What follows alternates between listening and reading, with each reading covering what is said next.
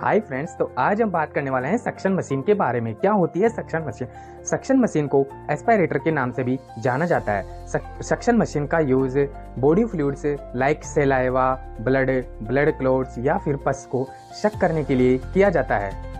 अगर हम बात करते हैं सक्शन मशीन के प्रेशर के बारे में, तो सक्शन मशीन का जो प्रेशर होता है वो बच्चों में बात करें तो 80 to 90 mmHg में होता है, और अगर अडल्ट में बात करते हैं तो 100 to 120 mmHg प्रेशर होता है। और अगर ऑपरेशन थिएटर में स्पेशली जो प्रेशर हायर प्रेशर यूज किया जाता है वो 300 mmHg का प्रेशर यूज किया जाता है। नेक्स्ट बात करते हैं हम सक्शन मशीन के पार्ट्स के बारे में।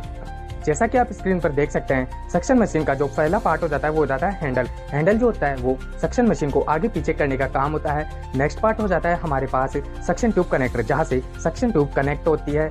अगला पार्ट हो जाता है हमारे पास कलेक्शन जार, जहाँ पे फ्लूइड इकट्ठा होता है। नेक्स्ट हो जाता है हमारे पास फ्यूज इंडिकेटर। फ्यूज इंडिकेटर का काम क्या होता है? फ्यूज इंडिकेटर हमें बताता है कि मशीन सही है या फिर खराब। अगर मशीन सही चल रही है तो फ्यूज इंडिकेटर में कोई सिग्नल नहीं होगा, और अगर मशीन में खराब हो रही है तो उसमें फ्यूज इंडिकेटर सिग्नल देने लग जाएगा। अगला पार्ट हो जाता है प्रेशर गेज। प्रेशर गेज जो होता है वह मशीन के प्रेशर के बारे में बताता है। इससे अगला पार्ट हो जाता है हमारे पास ऑन ऑफ स्विच, जो कि मशीन को ऑन और ऑफ करने का काम करता है। इससे अगला पार्ट हो जाता है हमारे पास प्रेशर रेगुलेटर, प्रेशर को बढ़ाने और कम करने का ही काम करता है। इससे अगले पार्ट की बात करते हैं तो अगला पार्ट हो जाता है हमारे पास कनेक्टिंग ट्यूब। और नेक्स्ट पार्ट की बात करते हैं तो वो हो जाता है ऑन ऑफ इंडिकेटर, जो मशीन के ऑन ऑफ के बारे में बताता है। और एक पार्ट जो आपको जो दिख रहा होगा, वो छोटा सा जो पार्ट दिख रहा है आपको, वो हो जाता है हमारे पास फिल्टर। तो यह थे सक्शन मशीन के बारे में एक छोटी सी इन्फॉर्मेशन। तो ऐसी ही मोर इन्फॉर्मेटिव नॉलेज पाने के लिए हमारे चैनल को लाइक, सब्सक्राइब और फॉलो जरूर कीजिए, और कमेंट बॉक्स में कमेंट कीजिए और अपने दोस्तों के साथ शेयर कीजिए।